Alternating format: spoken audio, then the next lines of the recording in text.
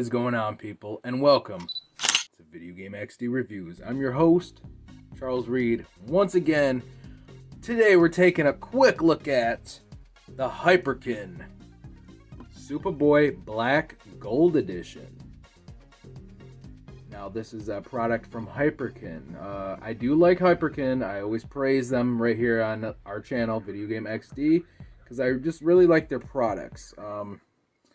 It was originally, check out that price, $100. I got it for about $75 at Disc Replay.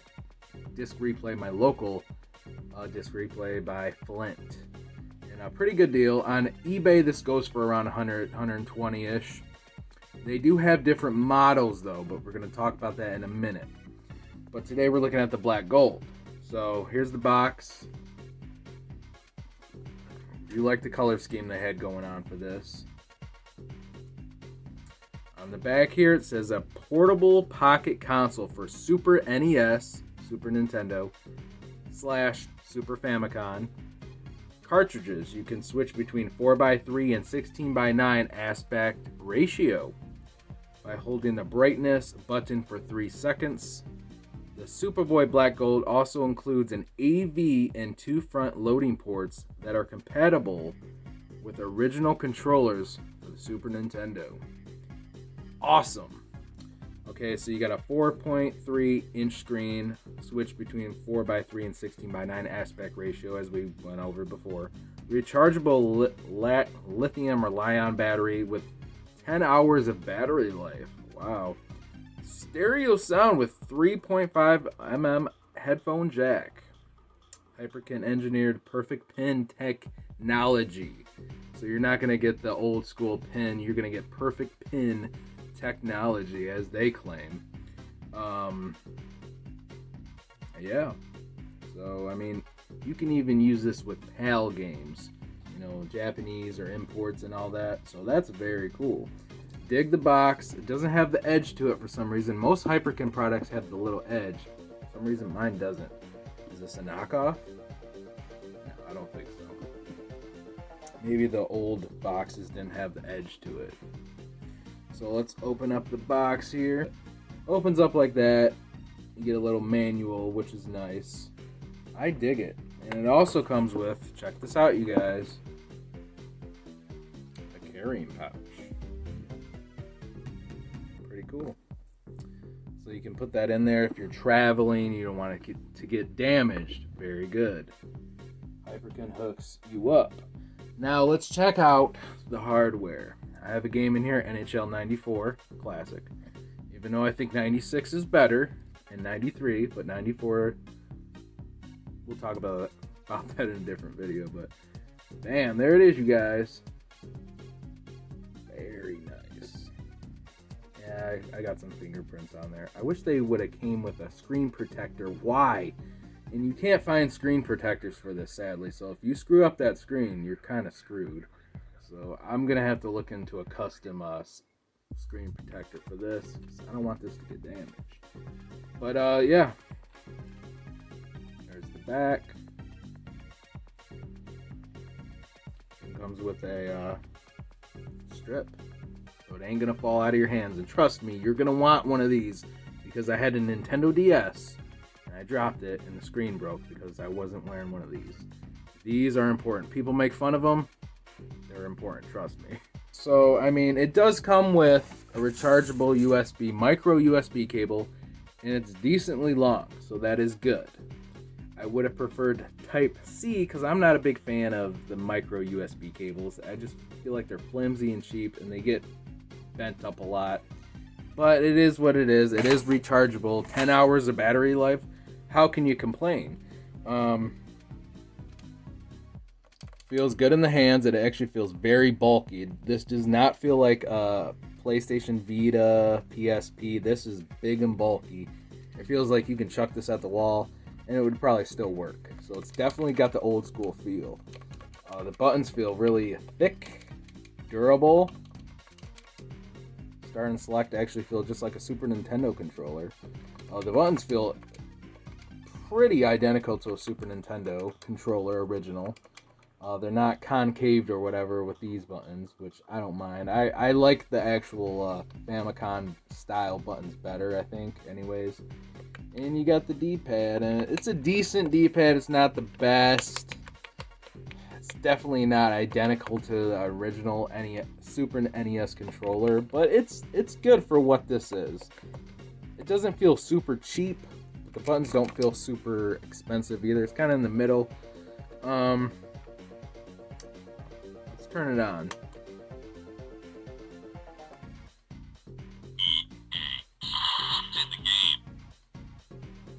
Pretty cool. Screen looks okay, I guess. I don't know if you guys can tell on the camera, but it's not the best screen. It's not. I'm going to talk about that in a minute.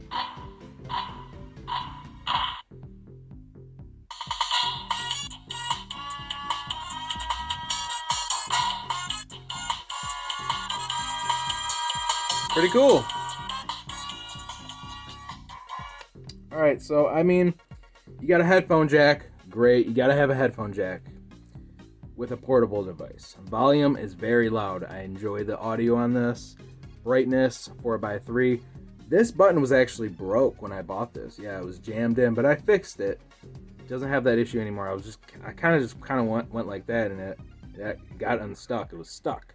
But yeah, it's a good device. I enjoy it. I'm a big Super Nintendo guy. Always have been. Always preferred it over the Genesis back in the day. I know people are going to disagree with me there. Nowadays, I love the Genesis and the Super Nintendo about equally. But I like it. There are other versions of this. There was one before this with a wider screen, just like this one, but it looked more like an original Super NES controller. It was the gray color and the purple. And then there was one before that, which was the OG original model, which had a smaller screen. This, you can actually stretch it to 16:9. You can plug this in a television, you guys. Television. Plug in original Super Nintendo controllers. That is amazing. Yeah, it's not HDMI. I know a lot of people are going to complain about that, but come on, who cares? Just the fact that this is basically a portable Super Nintendo, and it's a original console as well. You can plug this in your TV, and it's like you're buying two systems in one. I'm not going to complain. I don't care if it's HDMI. It's Super Nintendo. Yeah, you might experience some lag, which is bad, but there's HDMI converters you can probably buy, and it might work fine. But I like this thing. I like it. I saw some people kind of hating on it, like, it's not really for me. Hyperkin, I'm a big Hyperkin fan. They support retro gaming, physical cartridges, and HDMI most of the time. But this is a portable device, so I don't care if it's HDMI through my TV. To me, that's just a bonus. What would I rate this? I mean, as a portable Super Nintendo, I'm telling you this right now, probably like a 9.5 out of 10. Let's get the cartridge out. I mean, the perfect pin technology. I mean, it looks good inside. You got your reset button. Like I said, PAL, NTSC, great. AV out, your charge port's up there. Takes about like 3 hours to charge, something like that. They claim it's 10 hours of battery life. I don't see it. 10 hours. No, I don't know. I was playing it, and after around 4 or 5 hours, it died. But then I kept shutting the system off, so maybe that's why. I don't know if the battery drains as it's off too.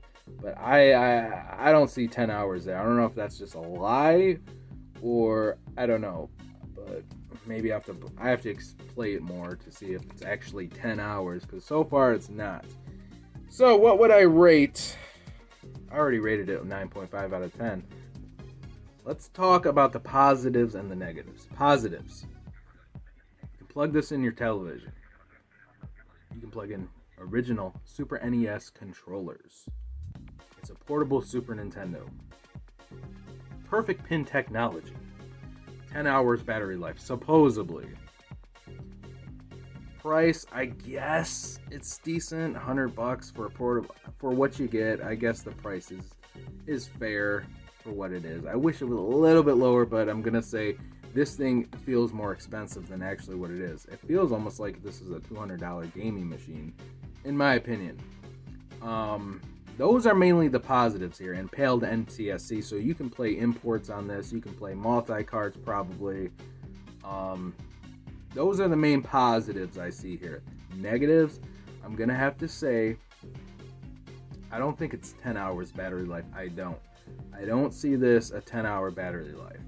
To me, it was around 5 hours from my personal experience with my own. Maybe I have a bad battery in it. Not sure. It's not HDMI through your television. To me, it's not a big deal, but I can tell other people might be a little disappointed in that. So you're not going to get HDMI. Negative there. I think, honestly, that's the only negatives I see about the Supaboy Black Gold Edition. I have never played the other models, so I can't rate those or review those because I've never played them.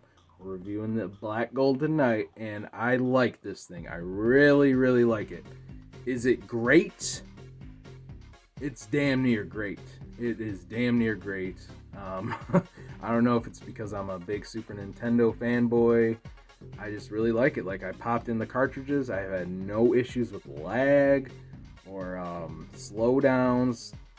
I'm pretty sure this is cartridge based. It's not emulation. A lot of people think these Hyperkin products are all emulation. The Retron 5 is, but a lot of the standalone systems they come out with are not. They're actually cartridge based from my research. So, yeah, I played it through the television too, and I mean, it's not HD, so that's a negative, but the positive is it looked pretty damn good to me for AV out, so no complaints there. I'm going to recommend this. I'm going to recommend it. I love it. I think if you're a Super Nintendo fan, even a fanboy or whoever you are, if you love retro gaming and you still own physical cartridges, this is great. If you don't have physical cartridges, no. No. This is not a digital machine. It is not. For those people, this is not for them. This is for old school collectors that still have cartridges. And it's for a portable Super Nintendo. If you want to go on the go, you know, legally and play Super Nintendo games, you can, from Hyperkin. So I'm pretty sure I went over everything. If I did miss anything, I will leave it in the comments below or in the description for other information on this product. You can find it for around $100 on eBay or maybe Hyperkin's website. I'm not sure if they still sell it. I got mine at Disc Replay for 75 bucks. Well worth my money. I love it. Thank you, Hyperkin, for making this. It feels durable. It doesn't feel fragile. You know, nowadays everyone has the flat phones, Android phones, iPhones, and they're so flat. Even the Vita, as sexy as the Vita was, it was very fragile. It felt like if you drop that thing, it's gonna break. This does not. This feels exactly how it should be. The D-pad's decent. The buttons feel good. The screen, though, we're going to talk about the screen. It's okay. It could have been better, Hyperkin. It could have been better. But it is what it is. I like how you can stretch it to 16 by 9. I actually like it stretched better. A lot of people hate that, but you know what? If I'm playing on a portable device, I want it to fill the whole screen. That's the whole point of a bigger screen with this model. You want it to fill the whole thing. But you can play in 4x3 if you want as well. I love that. I mean, I played with headphones too. The headphones sound good. The audio on this is great. Another positive. The Supaboy Black Gold gets, you know what? I'm going to give this 2 thumbs ups. 2 thumbs ups. I practically rate this a 9.5 out of 10. I mean, if the battery life was actually 10 hours like they claim, and the button wasn't broke, I probably would have gave this thing a 10. But pick it up. It's the Supaboy Black Gold. This was VGXD Reviews. I'm Charles Reed. See you guys on the next review. Have a good one.